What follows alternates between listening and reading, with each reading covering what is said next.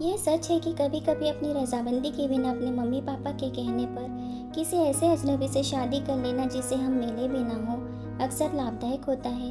आज रविवार था और वैसे भी आरुषि के ऑफिस को छुट्टी थी, लेकिन वह आज जल्दी उठ गई। इसका कारण भी वैसा ही था। आज आरुषि को देखने के लिए लड़की वाले आने वाले थे।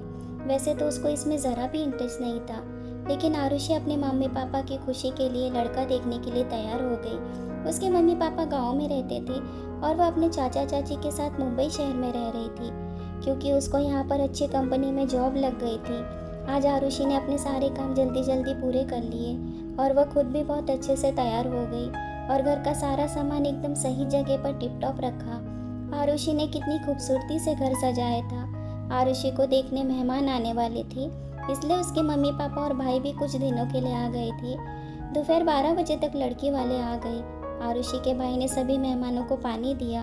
अब मेहमानों के लिए चाय ले जाने की बारी आरुषि की थी। वैसे आरुषि एकदम बिंदास लड़की थी, लेकिन आज पता नहीं क्यों उसके मन में एक अजीब सा डर था और उसके हाथ पैर थर थर काँप रहे थे और दिल जोर जोर से धक धक कर रहा था। उसे कुछ समझ नहीं आ रहा था कि उसके साथ ऐसा क्यों हो रहा है। आज उसने साड़ी पहनी हुई थी, इसलिए उसे थोड़ा अनकंफर्टेबल महसूस हो रहा था। वैसे आरुषि साड़ी में किसी परी से कम नहीं लग रही थी। आरुषि दिखने में बहुत सुंदर थी। आरुषि वैसे ही डरते डरते सबके लिए चाय का ट्रे ले गई। उसने एक एक करके सभी को चाय का कप दिया और अंत में वह राहुल को चाय देने के लिए आगे बढ़ी। राहुल आरुषि को देख रहा था, लेकिन आरुषि के ऊपर नज़र उठा के देखने की हिम्मत ही नहीं हुई, क्योंकि इससे पहले उसे कभी कोई लड़के वाले देखने नहीं आए थे। आरुषि के लिए यह पहला मौका था। उसे पहली बार ही लड़के वाले देखने आए थे। फिर चाय पीने के बाद उन लोगों ने उसे सामने बैठाया। फिर सबने उससे कुछ सवाल पूछे। वो बिना डरे सबको जवाब दे रही थी। अब बारी थी राहुल के सवाल पूछने की। राहुल के सवाल पूछते ही आरुषि ने सबकी तरफ देखा। पहली बार उन दोनों की नज़रें मिली और उन्होंने एक दूसरे को देखा। राहुल दिखने में बहुत हैंडसम था।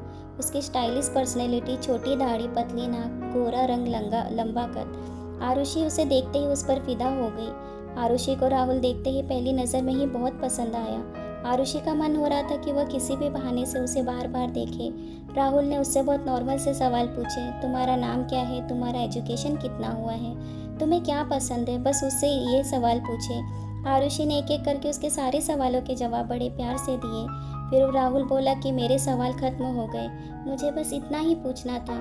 फिर मेहमानों में से किसी ने आरुषि से कहा, बेटा तुम भी लड़के से कुछ सवाल पूछना चाहती हो तो पूछ लो।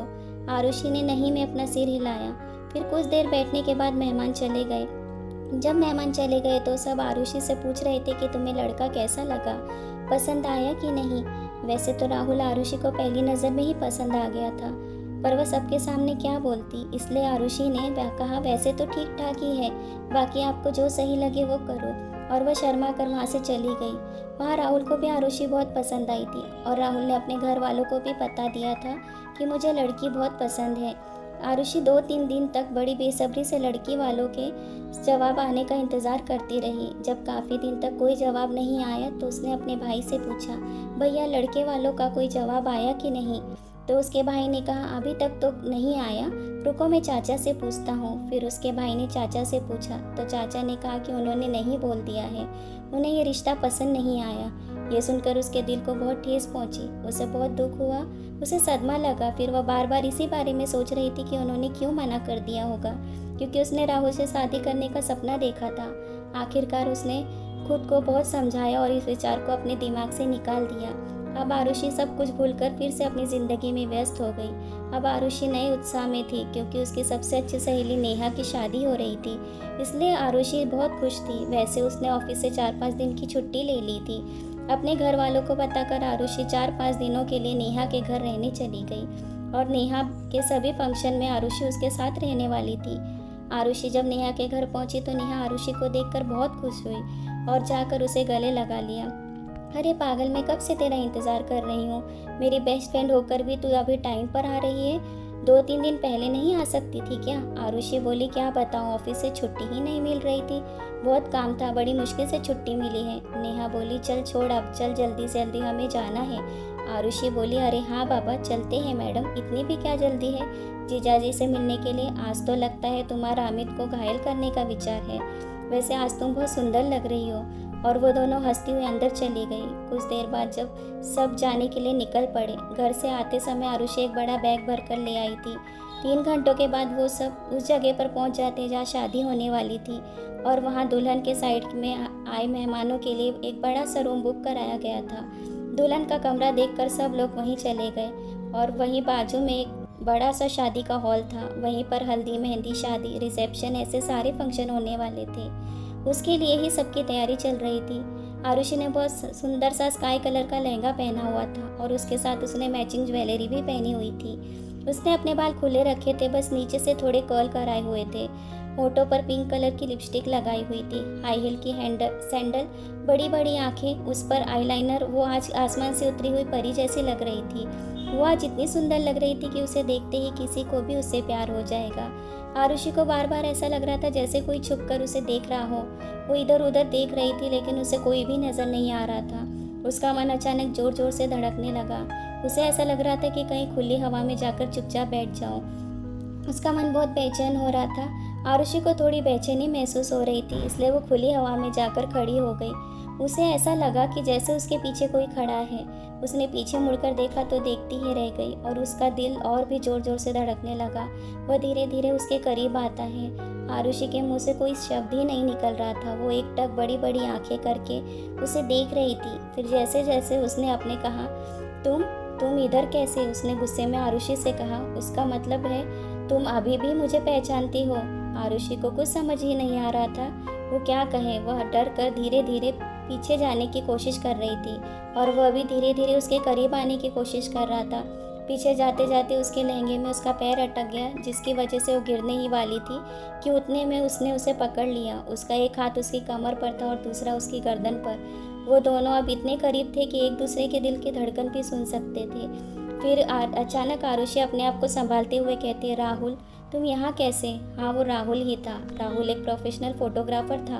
दरअसल नेहा का कज़न भाई और राहुल करीब के दोस्त थे, तो उनके भाई ने राहुल को फोटोग्राफर के तौर पर बुलाया था, इसलिए राहुल यहाँ खुद ही आया हुआ था। आरुषि डरते डरते राहुल से कहती है, तुम यहाँ मेरे पीछे पीछे किस लिए और क्यों आए हो? इस पर राहुल कहता है कि तुमसे एक सवाल पूछना चाहता हूँ।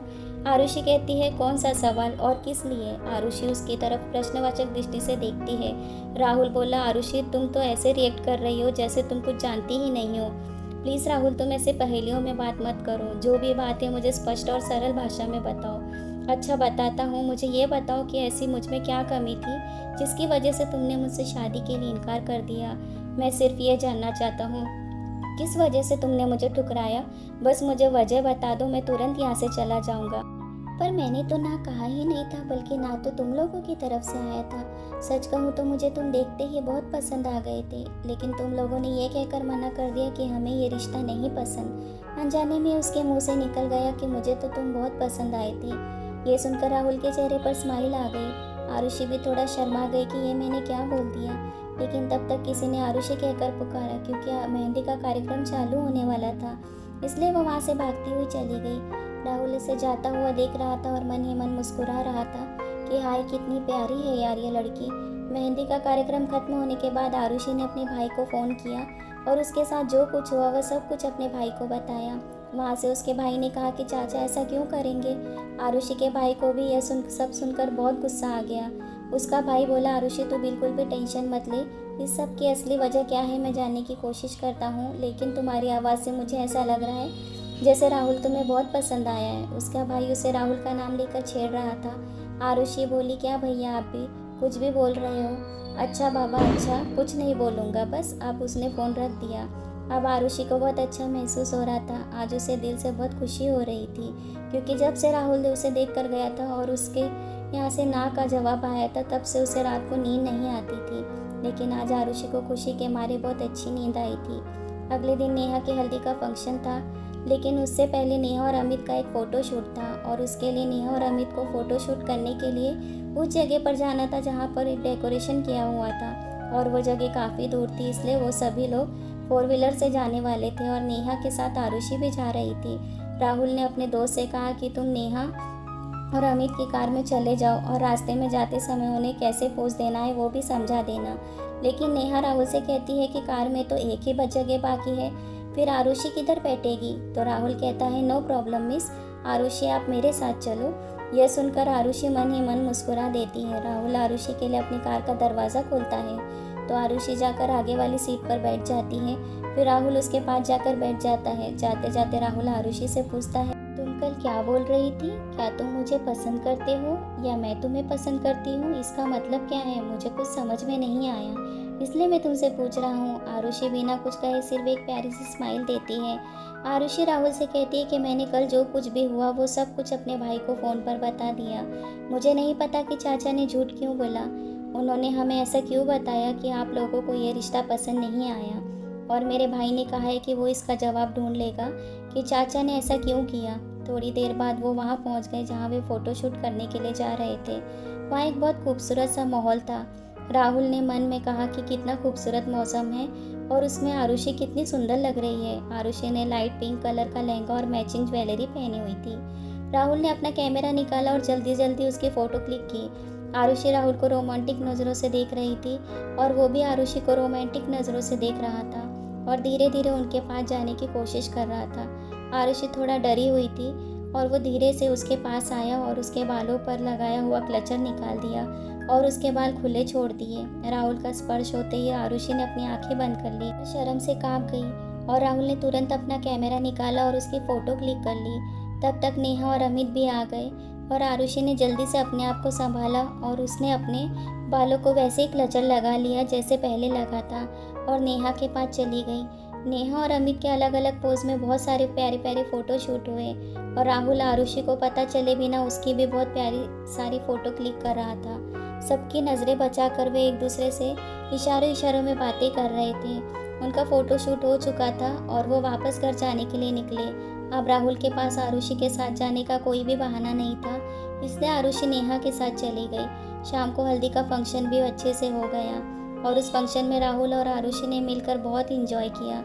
सबसे नज़रें चुराकर वो एक दूसरे को देख रहे थे। अगले दिन फंक्शन का आखिरी दिन था। आज नेहा और अमित की शादी थी और आरुषि और राहुल की भी आखिरी मुलाकात थी। इसके बाद उन दोनों को एक दूसरे को छुप छुप कर देखना और मिलना जुलना भी नहीं होगा। उन दोनों को एक दूसरे का साथ बहुत पसंद था। यही सोचकर राहुल थोड़ा परेशान ही था। कुछ देर बाद उसके मोबाइल पर उसके पापा का फ़ोन आता है और उसके पापा कहते हैं राहुल बेटा, हम 2 हफ्ते पहले जिस लड़की को देखने गए थे उनकी तरफ से हाँ में जवाब आया है। उन्हें ये रिश्ता पसंद है। कौन पापा? आरुषि? हाँ। और मुझे समझ नहीं आ रहा है कि अचानक उन्होंने इस रिश्ते के लिए हाँ कैसे बोल दिया।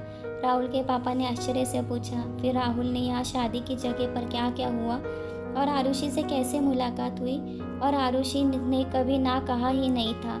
उसे तो यह रिश्ता बहुत पसंद था, पर पता नहीं क्यों उसके चाचा ने इस रिश्ते के लिए ना क्यों बोल दिया।